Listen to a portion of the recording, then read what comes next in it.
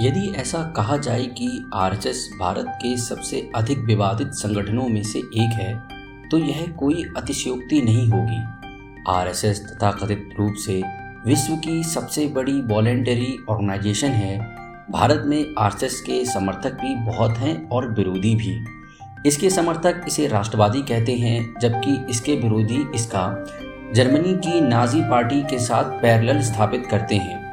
वैसे आरएसएस और Nazi party में कई समानताएं भी देखने को मिलती हैं। जैसे नाजी पार्टी का एक पैरामिलिट्री विंग और एक पॉलिटिकल विंग भी था, ठीक ऐसा ही हमें आरएसएस में भी देखने को मिलता है। नाजी पार्टी भी ग्रेटर जर्मनी का सपना देखती थी, जिसकी राष्ट्रभाषा जर्मन होनी थी। ठीक ऐसे ही आरएसएस भी अखंड भारत का सपना देखता है, जिसकी राष्ट्रभाषा हिंदी होगी। नाजी पार्टी और आरएसएस दोनों ही अपने राष्ट्रीय ध्वज से अधिक अपनी विचारधारा के ध्वज को इम्पोर्टेंस देते थे। दोनों संगठन ही अपने देश के अल्पसंख्यकों और लेफ्टिस्ट लोगों से नफरत करते थे। दोनों संगठनों में एक विशेष प्रकार का सैल्यूट एंड ड्रेस कोड पाया जाता है, पर आरएसएस को नाजी पार्टी से कंपेयर करने का कोई विशेष लाभ नहीं है। प्रथम तो भारत में हिटलर की नकारात्मक छवि नहीं है, साथ ही नाजी पार्टी के अत्याचारों के बारे में भी भारतीय जनमानस में जानकारी और सेंसिटिविटी की कमी है। वैसे भी दशकों से आरएसएस पर फासिज्म के आरोप लगते रहे हैं, तब भी इसकी पॉपुलैरिटी में कोई खास फर्क नहीं आया है। उल्टा समय के साथ इसके समर्थकों की संख्या में इजाफा ही हुआ है। पर एक और ऐसा संगठन है जिसकी आइडियोलॉजी बिल्कुल संघ की ही तरह थी, जिसको देखकर ही संघ की स्थापना हुई है और उसके प्रभाव के बारे में भारतीय अवगत भी हैं। तो आइए देखते हैं कि संघ कैसे एक मुस्लिम लीग का भारतीय वर्जन है। We want the division of India into Hindustan and Pakistan. Hindu अलग संस्कृति है, मुस्लिम अलग संस्कृति है। फिक्रे इकबाल को लाजमी तौर पे पढ़ाया जाना चाहिए। सावरकर को स्कूलों के सिलेबस में लाया जाना चाहिए कि नहीं लाया जाना चाहिए। बांग्ला भाषी लोगों में इसे लेकर गुस्सा भड़क उठा। एक देश एक भाषा की बात कही तो विपक्ष बौखला गया। इनको मुस्लिम राष्ट्र चाहिए, इनको हिंदू राष्ट्र चाहिए। 20वीं सदी के विश्व में जबरदस्त तरीके से राष्ट्रवाद पनप रहा था। ऐसी ही परिस्थितियों में भारत में भी दो मुख्य राष्ट्रवादी संगठनों का उदय हुआ जो समान विचारधारा रखते थे। इनके नाम है मुस्लिम लीग और राष्ट्रीय स्वयंसेवक संघ। मुस्लिम लीग की स्थापना 1906 में हुई और इसका उद्देश्य भारतीय उपमहाद्वीप में मुस्लिमों के हितों की रक्षा और साथ ही एक मुस्लिम बहुल राष्ट्र की स्थापना करना भी था। मुस्लिम लीग की हरकतें और कांग्रेस की लीडरशिप के द्वारा सूडो सेकुलरिज्म की नीतियों को देखकर कई कट्टर हिंदुओं का कांग्रेस से मोह भंग हो गया और उन्होंने मुस्लिम लीग का एक हिंदू वर्जन बना लिया। बहुत से लोग तो यह कहते हैं कि हिटलर की नाजी पार्टी को देखकर ही आरएसएस बनाया गया था, जो कि ठीक जान नहीं पड़ता है, क्योंकि हिटलर और नाजी पार्टी की पॉपुलैरिटी 1930 के ग्रेट डिप्रेशन के बाद ही बढ़ी थी। उससे पहले तो काफ़ी सीमित लोग ही हिटलर को जानते थे या नाजी पार्टी को सपोर्ट करते थे। तो यह कहना कि आरएसएस की स्थापना इनको देखकर ही हुई है ठीक नज़र नहीं आता, क्योंकि नाजी पार्टी को पॉपुलैरिटी मिलने के बहुत पहले ही 1925 में आरएसएस की स्थापना हो चुकी थी, जो कि 1906 में बनी मुस्लिम लीग की प्रतिक्रिया थी। जिस प्रकार इकबाल लीग के लिए प्रेरणा स्रोत रहे हैं, ठीक वैसे ही संघ के लिए सावरकर का स्थान रहा है। इकबाल और सावरकर दोनों ही राइटर थे। जहां इकबाल पैन इस्लामिज्म की बात करते थे, वहीं सावरकर हिंदुत्व की। जिन्ना और हेडगेवार गोलवलकर के लेखों और भाषणों को देखें तो बिल्कुल सेम ही नज़र आते हैं। बस जिन्ना के भाषण में मुस्लिम की जगह हिंदू और पाकिस्तान की जगह भारत लिख दो तो वो हेडगेवार और गोलवलकर का भाषण बन जाता है। लीग और संघ दोनों ही धर्म के आधार पर राष्ट्र की स्थापना करना चाहते थे, जहां सेकुलरिज्म जैसी अवधारणा गायब थी। टू नेशन थ्योरी के दोनों ही समर्थक रहे हैं। दोनों ही एक भाषा को पूरे देश में थोपना चाहते थे। दोनों ने ही अपने वैचारिक राष्ट्रों में अल्पसंख्यकों को अधिकार देने की बात कही थी, पर दोनों ही ओर उनका शोषण होना तय ही था। दोनों ने यदा कदा ब्रिटिश राज का विरोध भी किया, पर अधिकांशतः उनकी चापलूसी करके अपने लिए अधिक से अधिक अधिकार सुनिश्चित करने की कोशिश की। दोनों संगठन ही अपने राष्ट्र में क्षेत्रीय एवं रेशियल डाइवर्सिटी को नजरअंदाज करके एक धर्म विशेष के आधार पर राष्ट्र को बांधना चाहते थे। बंटवारे के समय दोनों ही संगठनों पर दंगा और हिंसा करने के आरोप लगे थे। दोनों ही धार्मिक ध्वज को राष्ट्रीय ध्वज बनाना चाहते थे।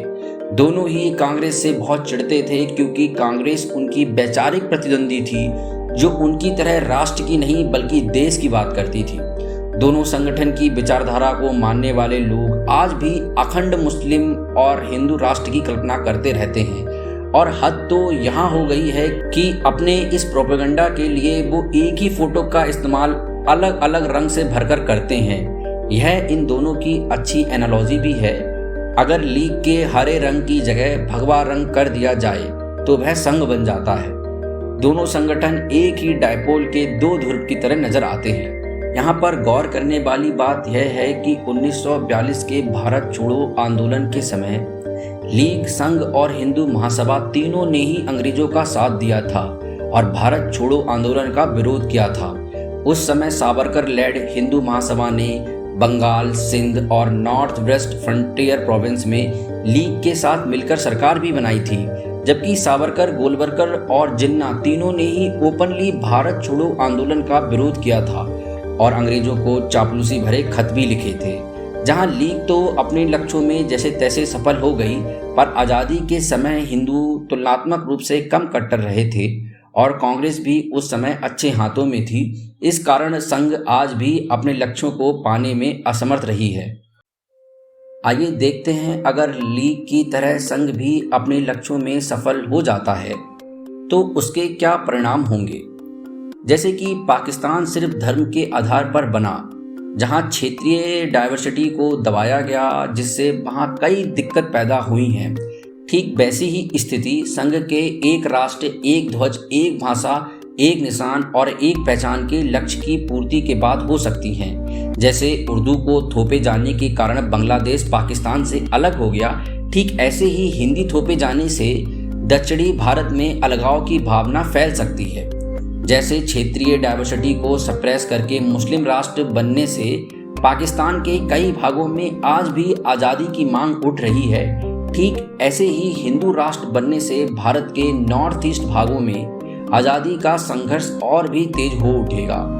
जिस प्रकार मुस्लिम राष्ट्र बनने के कारण पाकिस्तान में मस्जिद, ईस्ट निंदा, फ्रांस और इजराइल के मुद्दे उठते रहते हैं, जबकि विकास के मुद्दे गायब हैं, ठीक ऐसे ही हिंदू राष्ट्र बनने के बाद यहाँ भी गाय, मंदिर, रामकृष्ण के मुद्दे और ज़्यादा ताकत के साथ उठेंगे और विकास यहाँ से भी दूर हो जाएगा। जैसे पाकिस्तान में मुल्ले मौलवियों को ज़रूरत से ज़्यादा ताकत हासिल है और यहाँ तक वो नेशनल डिस्कोर्स को तय भी कर सकते हैं, ऐसे ही हिंदू राष्ट्र बनने के बाद भारत में भी पंडितों और बाबाओं को ज़रूरत से ज़्यादा पावर हासिल हो जाएगी, जो भारत को भी गर्त में ले जाएगी। जैसे पाकिस्तान में अल्पसंख्यकों का खूब शोषण होता है, ऐसे ही हिंदू राष्ट्र में अल्पसंख्यकों का शोषण शुरू हो जाएगा, जो कि वर्ग संघर्ष को बढ़ावा दे सकता है। जैसे पाकिस्तान की छवि देश दुनिया में अपने धार्मिक जुनून के कारण बहुत बर्बाद है, ठीक ऐसे ही हिंदू राष्ट्र की छवि भी विश्व में बहुत नकारात्मक होगी। तो यदि आप देशभक्त हैं और चाहते हैं कि भारत की हालत पाकिस्तान जैसी ना हो, तो आपको इसे हिंदू राष्ट्र बनने से रोकना होगा। भारतीय उपमहाद्वीप का इतिहास साक्षी है कि देश की अखंडता को सबसे ज़्यादा खतरा बाहरी ताकतों से नहीं, बल्कि जिन्ना, गोलवरकर, जनरैन सिंह भिंडरावाले, शेख मुजीबुर रहमान, प्रभाकरण जैसे राष्ट्रवादियों से ही रहा है। देश के टुकड़े होने से रोकने के लिए सबसे पहले इनके संगठनों की पॉपुलैरिटी में कमी लानी होगी। यह कमी सिर्फ तभी लाई जा सकती है जब ये संगठन जिस वर्ग को रिप्रेजेंट करते हैं उन्हें ऑप्रेस्ड फील ना हो। मुस्लिम को आज़ाद भारत में परसिक्यूशन का डर था, तो इसीलिए पाकिस्तान बना। बंगालियों को पाकिस्तान में ऑप्रेस्ड फील हुआ तो बांग्लादेश बना। सिखों को ऑप्रेस्ड फील हुआ तो उसकी परिणति खालिस्तान की मांग के रूप में हुई। तमिल्स को श्रीलंका में ऑप्रेस्ड फील हुआ तो अलग तमिल देश की मांग उठी। जब कट्टर हिंदुओं को कांग्रेस की सूडो सेकुलर नीतियों के कारण पक्षपात सा महसूस हुआ तो आरएसएस और हिंदू महासभा की पॉपुलैरिटी में इजाफा हुआ। ऐसे राष्ट्रवाद की भावना भड़कने के लिए सचमुच का ऑपरेशन होना जरूरी भी नहीं है, बस लोगों को ऐसा लगना चाहिए कि उनके वर्ग का ऑपरेशन हो रहा है या होने वाला है। इसलिए ऐसे संगठनों के अनुसार पाकिस्तान में मुस्लिम और भारत में हिंदू हमेशा खतरे में ही रहते हैं। ऑपरेशन और भय की भावना इंसान को इर्रेशनल बना देती है, इसलिए कम्युनिस्ट पूंजीपतियों का, कैपिटलिस्ट का, आरएसएस इस्लाम का और इस्लामिक पार्टी वेस्टर्न कंट्रीज़ का भूत खड़ा करती रही हैं। अगर आपसे कोई कहे कि आप खतरे में हैं, आपका ऑपरेशन और परसिक्यूशन होने वाला है, तो सबसे पहले ये देख लें कि कहीं खतरा इस व्यक्ति से ही तो नहीं है। तुम बिल्कुल हम जैसे निकले, अब तक कहाँ छुपे थे भाई। वो मूर्खता, वो घामड़पन जिसमें हमने सदी गंवाई, आखिर पहुंची द्वार तुम्हारे, अरे बधाई बहुत। प्रेत धर्म का नाच रहा है, कायम हिंदू राज करोगे, सारे उल्टे काज करोगे, अपना चमन ताराज करोगे, और तुम भी बैठे करोगे सोचा, पूरी है वैसी तैयारी, कौन है हिंदू कौन नहीं है, तुम भी करोगे फतवे जारी।